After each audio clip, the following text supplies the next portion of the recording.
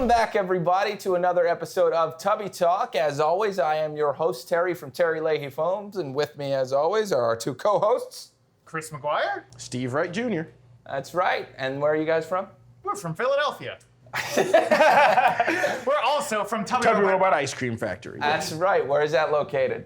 Philadelphia. 5369 Main Street in Philadelphia, Pennsylvania, the neighborhood of Mania. That's right. Mania is your new home for nerddom. Yes. So if you ever want to talk video games, eat ice cream, play video games, you know where to come, and that's down here at Tubby Robot. This is a companion piece, essentially, to the store, a little thing that we like to call Tubby Talk because we like to get down on video games, talk about video games. Half of the fun of nerdy video games is being able to talk about them.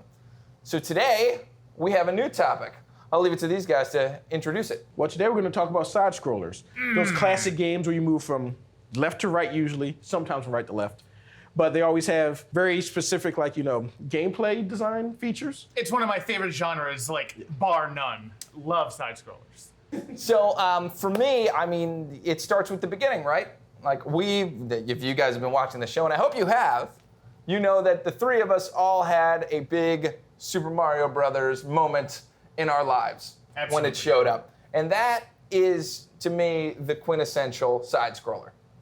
Oh, it's from which they all sprang forth, Right. for sure. Right. So other than Super Mario, because we've talked tons about him, what do you guys look for in a side-scroller? Who's your character? Who's your game? Well, right now, if we're going all of the various decades that these games have been released. A lot of the recent ones, the indie games, they've really grabbed me. I love Super Meat Boy. Super Meat Boy is so good. It distills everything I love about those games and pinpoints it and makes it harder and hates you back. I like a really challenging game that I can throw myself at and it will beat me about the face until the 50th time I play through it, I beat it. I love that feeling. That is a big part of the side-scroller, is mistiming that jump and it's all over. Yes. All of it. Could have been 40 minutes you just lost because you mistimed that. And, these games also, I think, was back when they were being made, lives and points were really important. How many points could you get? And the limited number of tries you had, yeah. Right, and how many tries did you have? And I distinctly remember a phrase called Nintendo hard that was pretty much referring to how difficult some of this stuff got. Some of this platforming got insane to the point where you were breaking controllers. Yeah, a lot of the games back then were actually quite short compared to games now. You can speedrun a lot of the NES games in minutes, 8 minutes, 9 minutes. If you know what to do and you do it as quickly as possible, it's done. But you did not play it for 9 minutes. When you were a kid, you played it over and over and over again. That's, people could say, oh, that's cheap. They're just padding it with difficulty. And sometimes they were, but it also was kind of fun. Yeah, it gave you something nice to overcome. And it gave you value in that $60 cartridge that you got maybe one of a year. Yes. Yeah, you bought a game and only so much fit on that cartridge. And you had to make it last until next Christmas. So, yeah, you want it to be hard. Let's go back to Super Meat Boy because you were, I believe this game did hit a rather insane difficulty level. Yeah, I loved it. I went through every single level and played all the Dark World levels. I wanted to 100% that game. Did you do it? I 100% at the main game. And then they started adding stuff onto it, and I have yet to complete those. One day I want to. But there's a section of the game afterwards where you play as Bandage Girl, who is the person you're trying to save the entire game, trying to save Meat Boy. And it gets really, really hard.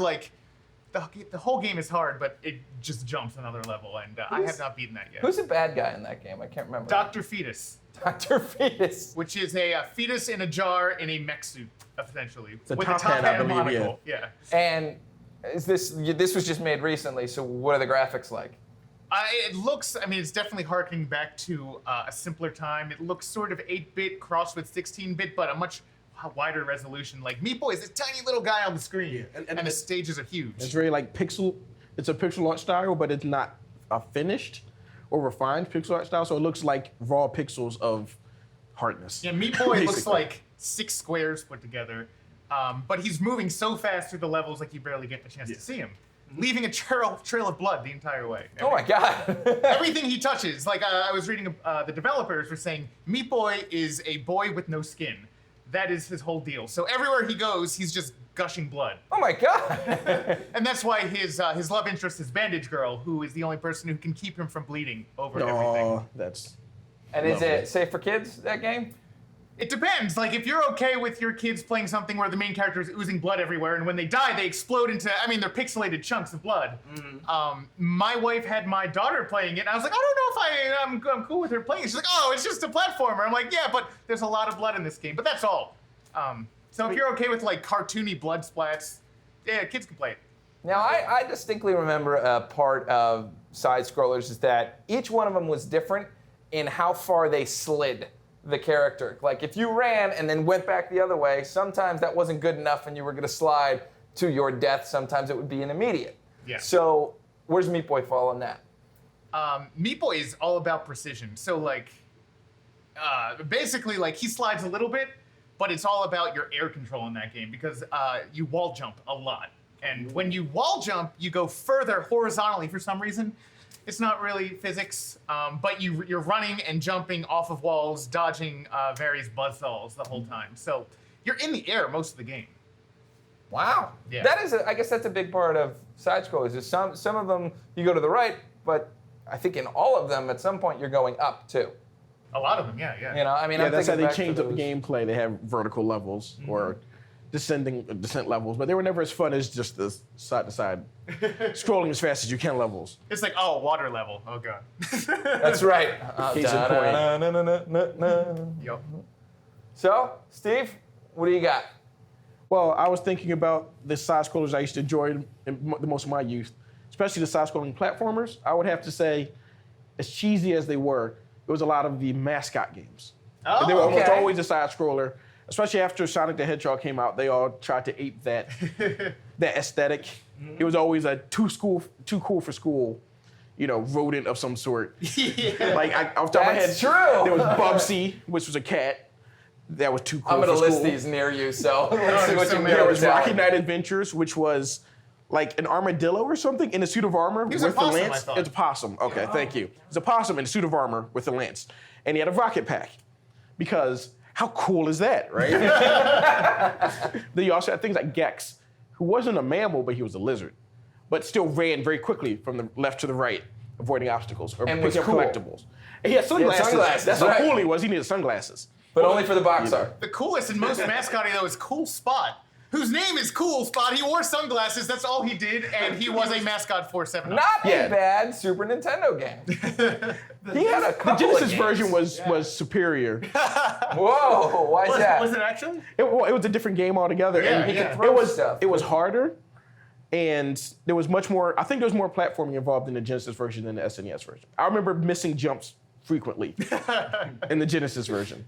Yeah, and man, do you remember the Chester Cheetah game? Oh, God. Oh, yeah, I think I do. I saw a video of that recently and how terrible it was. Oh my God. So you was played the Chester so- Cheetah? Oh yeah, it was at my local video store. Remember those kids? Video stores where you went and there was the games that you could also rent?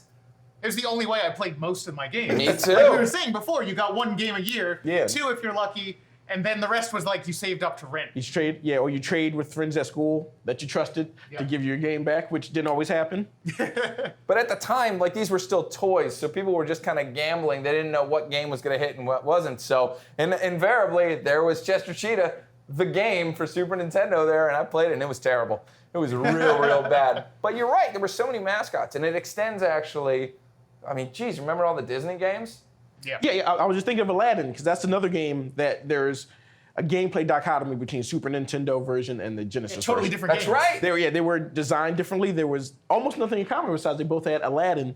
So you move from side to side, climbing platforms. In the Genesis game, he collected apples. I don't know if that was the main game mechanic in Super collected- But you Nintendo. couldn't throw them like you could in Super Nintendo. Yeah, no, he just collected them and he used his acrobatics to avoid enemies. But he also had a sword all the time. He had a sword. I don't remember if he used the sword or not. The gameplay was very. I think he did. And that's something that I wanted to talk to you guys about because to me, a traditional side scroller does not have weapons other than your feet. Interesting. What do you guys think about that? Or, in the case of Sonic the Hedgehog, which is my favorite platformer. I mean, his hair is a weapon there. That's true. That's true. Do you guys think that destroys a side scroller? Like, to me, it depends. If you have to stop to do it, then it's not doing a side scroller job as well as it could. There are plenty of games where it was designed for you to move quickly, maybe not as quickly as possible, but quickly and attack in kind, as opposed to, like, say a beat 'em up like Double Dragon, where you're technically side scrolling to the right, but you have to stop on each screen and fight a bunch of enemies to proceed. And something like Sonic the Hedgehog, you're only limited by the speed that you can maintain while maintaining control, and the precision that you can use to attack enemies while you're moving. And they kind of, and like something else like Aladdin, like the Genesis version, you had the sword. Mm-hmm. You kind of run and attack with the sword and keep moving, but it was also not about running as fast as possible, but keeping in motion. Like, there were very few, if any, auto-scrolling screens, stages I can remember, which is another topic we can broach. Auto-scrollers. Auto-scrollers. As a whole genre? No, just as parts of side-scrollers. Like, to me, that kind of cements the game as a side-scrolling platformer if there's an auto-scroll level. Did Sonic like ever... in Aladdin with the magic carpet. Yeah. Got it. Well, was there ever auto-scrollers in Sonic? Because that seems antithetical. Some of the boss fights were auto-scrollers. Okay. And it was much slower than Sonic could run, which in some ways limited it, but some ways was like a change. Encouraging gameplay, yeah, because you had the leeway to move as fast as you needed to with Sonic. But you were moving forward at a snail's pace. It was something we get into more a little bit later, but they were available and they were not ideal. So what would something like Demon's Crest be? Because you do technically move to the right.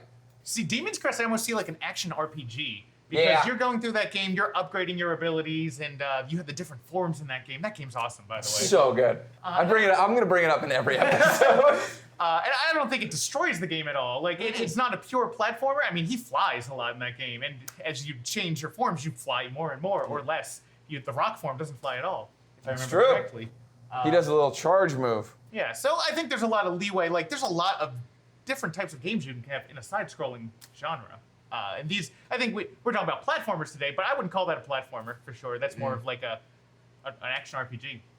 I think for me, if I have to let go of whatever the run button is, so like I think in Mario, if you hold Y and to the right, you run faster. If I ever have to stop holding both of those down, to me, it's not a side scroller. I should always be able to move to the right as fast as possible. So like, which games do you have in mind as far as a side scroller? So for me, the only game that I remember kind of defeating that and pushing that exact style of side scroller to the next level that I remember is Sonic the Hedgehog. And really, probably Sonic 2 is when I really noticed it. Sonic 1 was fast. Sonic 2 was lightning. Like, some of those levels, like your TV would start breaking down. The computer couldn't handle it. That was something I had never seen before. I loved how unfiltered the speed was on that game. You could go so fast that you just died. Like, there was nothing in place to stop you from killing yourself if you wanted. Blast processing. Yeah, blast processing. Tell me about blast processing. Blast processing was a marketing buzzword, yeah. That Sega was using to sell Genesis. They were like, this is something that no one else has, and it's completely made up. Well, what Sega does, Nintendo don't. Right. They just completely made up this technical seeming term that had no bearing on reality. It's not real? It's not real at all. Yeah. It's completely made up by marketing. It's not real. So Sonic 3D Blast wasn't referring to the blast processing? Well, ironically, Sonic 3D Blast is an isometric, like, platformer. The screen doesn't even scroll. Probably it's not even a side scroller. Which I was the most disappointed ever playing Sonic 3D Blast. I hadn't seen any coverage in the video game magazines. I just saw the game was coming out. I needed it. I went to Funko Land and traded a bunch of games for Sonic 3D Blast. And while I liked the game, it was not a Sonic game. It felt like Marble Madness with Sonic. That's right. It's not a Sonic game. And honestly, there hasn't been a Sonic game really since that last one on Genesis. Whoa. Now, I know there's the new ones. Well, I was going to say, like, side-scrolling there hasn't, but there's the Sonic sections at Sonic Adventure 2 have that same sense of speed. The only difference is you're moving forward into the screen, and it's on the original Dreamcast, you had a very low amount of RAM. So you didn't actually see what was coming up always because they were loaded as you ran. But Sonic Adventure 2, the Sonic stages in particular, they translate that sense of speed to the 3D realm, like, masterfully. Now, with these games, I always saw that as a big detriment because I didn't I mean, I didn't play the Sonic games. I was a Super Nintendo kid at the time, and it was a very hard party line back in the day. It was. But I went back and played. I haven't played them extensively, but playing these games now, I'm like, oh, you memorize the stage to go fast, and if you haven't memorized the stage, you get hit You by don't go spikes and fast. stuff. Yeah, basically. And so it's rote memorization to go through, and then once you do that, it's fun. But before that, you're stopping and starting a lot. Well, because the experience I had playing the Sonic games, Sonic 1 is kind of like that. Yes. In stage only because and they were just testing the waters. Now, starting with Sonic 2 and epitomized, like you said, with Sonic 3 and Knuckles, and Sonic and Knuckles and Sonic 3 and Knuckles. The stages were very complex, but you could also speed run them. Okay. By you could memorize the path or find the path as you're going and just go blaze. So I was confused. But there were also lots of switchbacks or lots of hidden paths you can take. Yeah. Which, while you're still moving as fast as you can, they're not the obvious path. Yeah, I was always confused by that, though, in those games, because the game seems to want you to go fast, but then there's all this exploration. And exploration and speed don't really seem to mix. Yeah, they wanted to show off the blast processing. Right. By having you be able to do that, be able to run so fast you outpace the screen and you die because you've been scrolled off. So you say you could play this game two Things like different that. ways. Yeah, and they're both viable. and I always played them depending on my mood and depending on how complete I wanted to beat the game. I would explore for one of all the Chaos Emeralds and all the bonus stages. If I Which just you wanted, have to have. Yeah, and then when I would try to test my prowess and my memory, of how good I got and how, good my Twitch response was, I would just try to breeze through it, especially Sonic 3. Some of the stages were designed to destroy you unless you were perfectly making these jumps. Mm-hmm. Where if you went slow and took your time, you can pass them without too much danger, but then you're not Sonic. He's got to go fast. Well, and as soon as you get those red boots in the original one, and you immediately die, you realize just how fast of a game this is. Question for you, because I feel like both of you guys were better at games than I was. Certainly in some aspects, for sure, I know that. Were you ever able to successfully navigate an entire level with those red boots and get to the end? Because I had always heard it's possible that if there's red boots in the level, you can finish it. Oh, you mean while it was still in effect? Because Yes. they were time limited. I've never tried to beat them with the effect still on, but I've definitely picked them up and controlled Sonic through it. Damn. It's just a matter, if you try to go as fast as possible, you're almost destined to fail because the game is set up to have you, like you said, either memorize the stages so you know exactly where to jump, or to learn to, with split-second timing, avoid obstacles, avoid enemies, thread enemies, and spikes sometimes, especially some of those spike traps. You had to be just like that. It was quick. Mm-hmm. And the boost just made you that much quicker. So it was kind of a speed trap in a way. And you know what, to your point earlier about exploration and whatnot, and you said prowess. I thought you were going to say prower. Miles Prower. Yeah. Smart guys that they are at Sega, in the third game, they gave you a character that could go as fast as Sonic or fly and go to all sorts of new exploration levels. And it's such a deep game. Those games are so deep. And the fact that a friend could control Tails and pick you up and fly you to different locations, that was such a game changer for me. Luigi never jumped in and really helped you out until much, much later. This is true. So, side-scrolling in the past, to me, I think Sonic is probably the best one. Well, there's a game. Have you heard of Freedom Planet? No. It's a newer game. It's an indie game. Oh, yeah, I played that a little. It's pretty great. It's kind of the spiritual successor to old Sonic. Really? Yes. It's a 2D side-scroller, super fast, kind of anime characters, animal characters running through Sonic-esque stages. It's long. It's great. It's really good. Is it based on the Freedom Fighters? No, it's this whole new property. A new indie IP and everything. And they're actually, it did so well, they're making a sequel that's coming out. It's quite good. I think you'd like it. How do I get this? It's on Steam. Yeah, it's on Steam. Steam. But I think they also had it on some console. I'd have to look it up. But yeah, it's definitely on Steam. And I also know what's pretty exciting is Sega heard us and are releasing Sonic Mania. Mania, yeah. Do you know anything about that? Yeah, it's by Sonic fans and people that have modded Sonic games before. And I don't think the original Sonic team has been defunct for years, the ones that made Sonic 1, 2, and 3. But yeah, there are a bunch of Sonic diehard fans and speedrunners that have made these stages, and they put a lot of love and care into making it just like a Sonic game. Like if it was a true Sonic 4. Because Sonic 4, that came out a couple years ago for the more modern consoles and cell phones. 10 years ago, damn. The physics were wrong. The stage was set up incorrectly. It wasn't even the fact that it wasn't set up for you to just, in the ideal path, take it as fast as possible. It was set up as if someone who had never played a Sonic game at all thought this is how you make a platformer. And the way he jumped, the way he moved, the way he skid to a stop when you change direction was all wrong. Even the way that he traveled downhill it just felt wrong, and people didn't like it because it felt like an imposter. This was not the Sonic you grew up with. It's not the Sonic that you loved.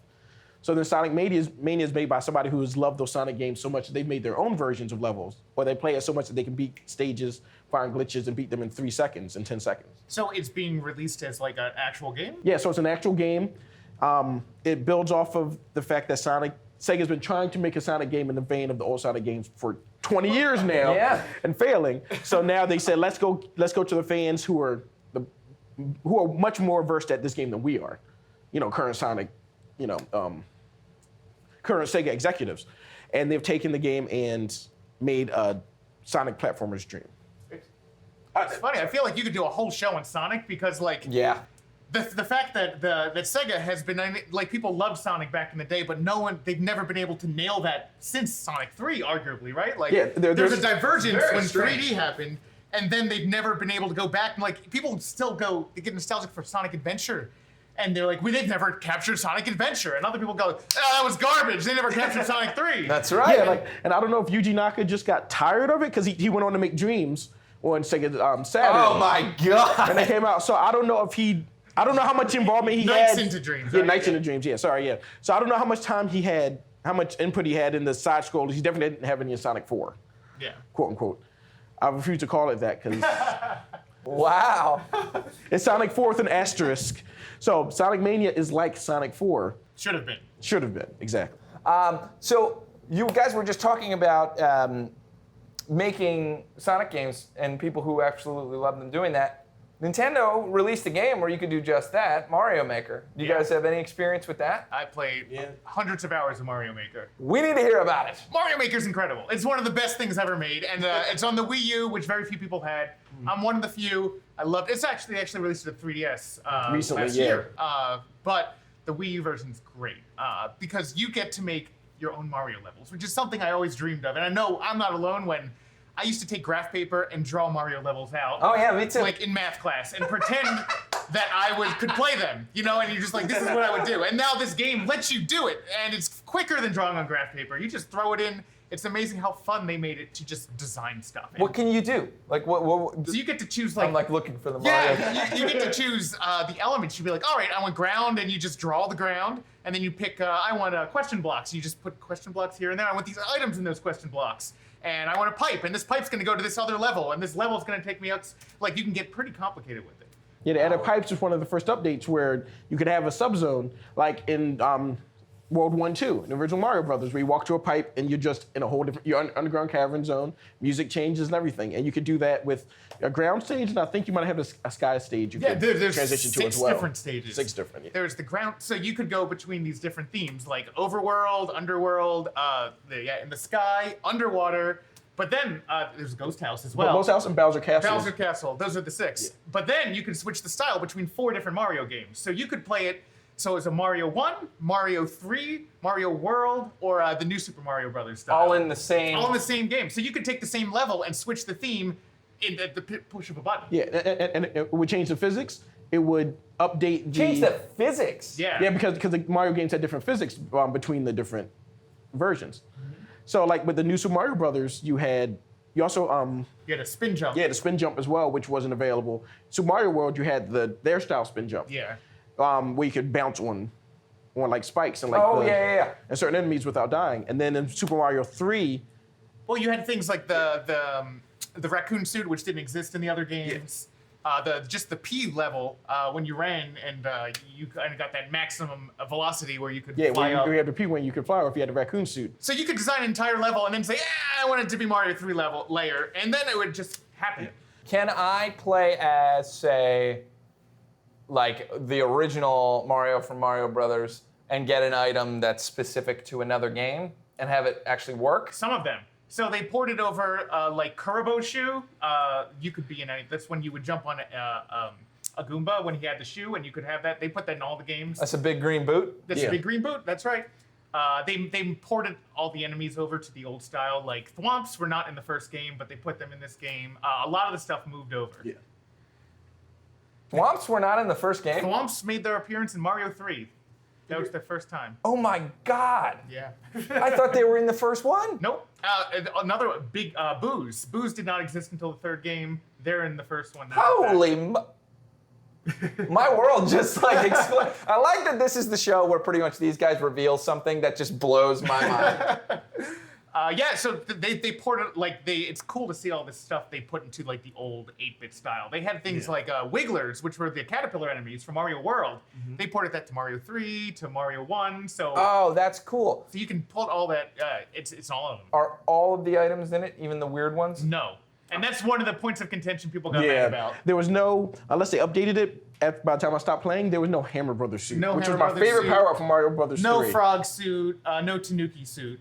But no Tanuki suit. No Tanuki suit. Just the raccoon ears, straight up. Wow. But you had the fire flower and all of them. And there were a couple. Is the pea balloon? No, they did not have the people. Come on, Nintendo, give us the pea balloon. Yeah, there's no way to recreate the Star the Star Road levels of Super Mario World. Yeah, you couldn't do Tubular or Gnarly or any of those, unfortunately. But so Mario Maker, you get to play with all that fun stuff. And then, on top of that, not only are you making these levels, playing pre-built levels, the internet part. You could share them on the internet with other users of Super Mario Maker. So you put it up and it gets rated. It's like that feedback you get from social media posts, but with your levels. So you make a level and you see people who have played it, and it shows you where they all died in the level. So you can kind of use that feedback for your future to tweak levels. it if you like, or to make your future levels even harder. And if you want to be masochistic, you could. The souls of your enemies are what fuels you in this game. Absolutely. Like, my level killed you, and I feel good. I gotta play this game. So, and one of the best things about it was, as people went through it, Nintendo would internally rate if it was an easy, medium, hard, or very hard level, just judging by the attempts per deaths. So then, you can just say, there's this thing called the 100 Mario Challenge, where they give you 100 one-ups. They're like, all right, you have 100 lives. We're gonna throw you at 10 stages that we pick from hard or very hard. Like, you get to choose. And they're randomly picked from people on the internet. So you're just thrown into these stages, and you're bashing your head against some of them. It's amazing. Very cool. I mean, platformers, I think that's the beauty of the platformer. For as simple as they appear, there's a lot to them. Like, even just putting things in certain different areas changes a game entirely. And I think that's why I love them so much. You know, they're all different. Like, you remember Mario, I remember when Mario All-Stars came out, and the Lost Levels was given to us for the first time. Yes. It should be the same, but it's a completely different experience than the original Mario Brothers. Did they just tweak You can't remember anything. Stuff is just a little different. It's just a little harder. And it totally changes the experience. I remember how shafted I felt in that game where you got a warp zone. Great, I found a secret. There's a warp zone. And you go there and it sends you back. It's like, oh, I'm in level 5. I found a warp zone. The pipe takes me to World 2. Oh my God. And these were tough times, kids. Like, there was no save states. No. This was brutality. And this was a re-release. It was kinder and gentler. Like, there were continues in that game. That's right. Like, it was worse before we got it. Oh, God. Lost levels. Well, I guess the main question is, what platformer are you going to have up there? Will you ever get Mario Maker up there? Maybe one day. Like, right now, we're trying to stick with arcade games that you're playing with a joystick and buttons. But, you know, down the road, why not? Yeah, is there an arcade side-scroller? There's a couple of them. Like a side-scrolling platformer? Yeah. I'd have to think, because there were a few that were probably ported to Genesis and Super Nintendo from the arcade. They had to have been. But most of them were like beat-em-ups. Yeah, I think the problem with side-scrollers for arcades is that arcades won at your quarters. And if you got really good at a platformer, you could beat it without dying. That's not good for an arcade. You could, definitely. Well, the closest I can think of maybe is like Bonk. Because Bonk is definitely in the arcade. Because I've played it in the arcade before. Yeah, so it's different though. Yeah, it's, okay, so it's it's different kind game. of more of like Adventure Island, whereas there's a timer that ticks down. Yeah, Adventure Island was kind of an arcadey side scroller. Yeah. Where I didn't realize Where you could trip and die. Trip and die, and you had to eat fruit to increase the timer, and the timer is basically what you're fighting against the entire game. Boy, I would kill for an update of that game. With like the different cards, gave you different dinosaurs to ride on and whatnot. That'd be cool. Do you remember the RPG? Wasn't there like a Super Adventure Island 2? I don't Where you know got an armor RPG. and stuff? I don't know about it. If there is, that'd be interesting. If there is, post in the comments. We can take a look Yeah, at it. there you go. Steve, any final words on platformers? Any specific platforming memories, like specific parts? Yes. Any that come to mind? Well, what I'm thinking is the first time I played Sonic and Knuckles, which should have been probably called Sonic 4. Again, I'm very upset at that game. It was garbage. Sonic and Knuckles, first time I played it the entire afternoon. I had rented it from the video store. Again, it was a place you can get games from and videos. Who knew? And I ended up mastering it to the point where I started over the next morning, beat it in one life, all the way through to the end. Good God, With all the Chaos Emeralds. It was probably the best game experience of my life. Were you plugged into the other cartridge? So No, it three all the way was just the through? original game, Sonic and Knuckles. So I'm playing the fourth version where you have the desert zone and you fight Dr. Robotnik. He's never Eggman. Dr. Robotnik at the end, where he's just in a big mech suit that shoots a giant laser he charges at you, and you have to jump with split-second precision over the laser before he fires it. You have to jump, or else you get hit by it. That's how quick it is. Ooh. And that's one of those forced auto-scrolling stages, and it's very slow, but I remember the music from it vividly. And I just remember after you beat it, if you have all the Chaos Emeralds, you get to turn to Supersonic, and then you fight him. Can you hum the music? I can, but I won't. But it's very iconic music, and you're gonna plug it in right there. I hear it now. Do do do do do do do do do do do do do do do do. Oh, I got you. I know exactly what you're talking about. Yeah. He did it anyway. He said he wasn't gonna, but he did. It was playing over the top too. Maybe we auto-tuned that. Yeah, but I say please auto-tune it, because I'm terrible at I thought it was humming. right on though. I definitely heard it. I'm very tone deaf. Chris, how about yourself as far as platform memories? I mean, a lot of mine are Mario, which is really, you know, it's rote at this point. But like, I remember Mario 2. I really remember being so excited for that game, and I actually played it first in a Pizza Hut. They had the Play Choice 10, where you would play it with a joystick and buttons, like I was just saying we shouldn't do. Maybe we should do that. But I remember just like being so excited about Mario 2, more Mario, and how weird it was. But I remember trying to get through levels before the timer ran out, and I was trying to get to like the third level, and I just want to see what it looks like, running as fast as I could before my quarter time ran out, and I had to go home. Just remember, every pixel of that game felt like candy to me. Like it felt delicious. That's amazing. For me, it was in Sonic 2 when the first time I saw Supersonic and just felt the power in my hands. I have to admit to everyone at home, I cheated. I did do the sound test. Oh, okay. Where you unlock debug mode and then you can activate it, where you could also play as any enemy, which is pretty cool. Yeah. But it's a good memory of just like, oh my God, you can make this do whatever you want. There's this menu where I can just play as the little purple dinosaur. You're stuck in one location, but you could be that. But I just remember the first time getting those 50 rings, jumping, hitting it again, and immediately it starts ripping off Dragon Ball Z as he goes Super Saiyan. He gets green eyes. Now everything I'm trying to remember when, by the time Goku went Super Saiyan, it was like the early 90s. But I don't know if it predated It Sonic had to predate. 2 or not. There's no way The they Sonic had 2 the was like same the Sonic 2 was eye like color. 92, and Dragon Ball manga had started in the early 80s. I don't know when Z started the manga exactly. It might have been 89. But he didn't go Super Saiyan at the beginning. You're right. So Are you saying that Supersonic influenced Super Saiyan? Like Akira Toriyama ripped off of Sonic 2? Because I don't think that's I'm possible. thinking it could be possible. I'll have to We'll do some look at fact the checking into timeline. that. Let us know in the comments. You There's definitely no know. way. His childhood would be shattered if that was the case. This is just impossible. Do us a favor and go out and play a platformer. Let us know what we should play. What are your favorite platformers? Again, we do this show to start a sense of community here in this area where if you're a gamer, there are people to talk to about it, and we would love to hear more about it. We'd love for you to come in and visit these guys, buy their ice cream, and chat more about video games. And if you see me on the street, just yell something, and I promise you I'll respond if it's something game-related. But thank you very much for joining us on another episode of Tubby Talk. Please let us know what kind of episodes you want us to film. I mean, we're probably going to go through different types of game genres, so why don't you tell us which game genre should be next? Sounds good. Any final thoughts, boys, for the people at home? I can't wait to get home and play some side scrollers. Chili dogs.